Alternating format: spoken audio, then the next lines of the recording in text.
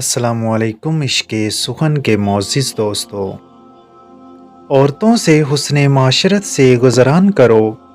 عورتوں کا بھی تم پر ایسا ہی حق ہے جیسا تمہارا حق عورتوں پر ہے۔ اہل ایمان کے دل اللہ کی یاد سے سکون پاتے ہیں۔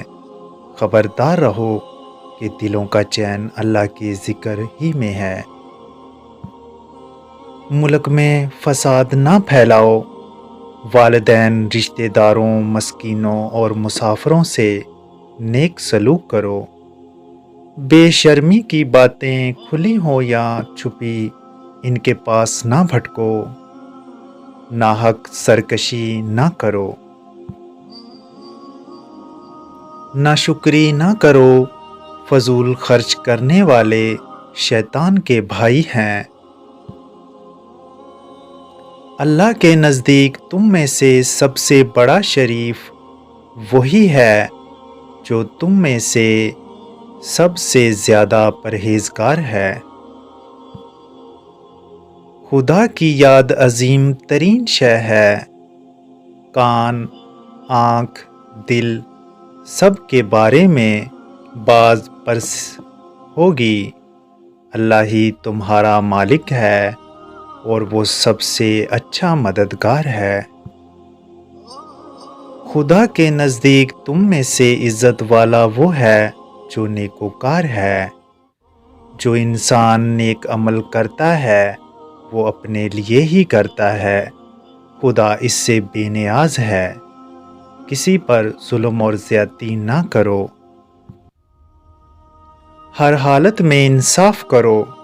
اچھی بات کہنا اور درگزر کرنا اپنی خیرات سے بہتر ہے، جس کے بعد آزار پہنچایا جائے۔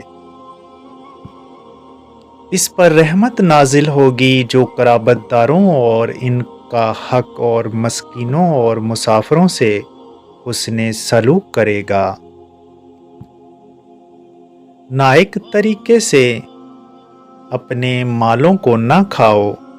اللہ احسان کرنے والوں کو دوست رکھتا ہے۔ بہترین ذرائع تقوی ہے۔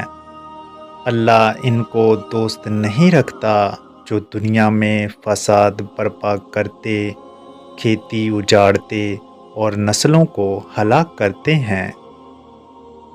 سب سے بڑا مستغنی علیم ہوتا ہے۔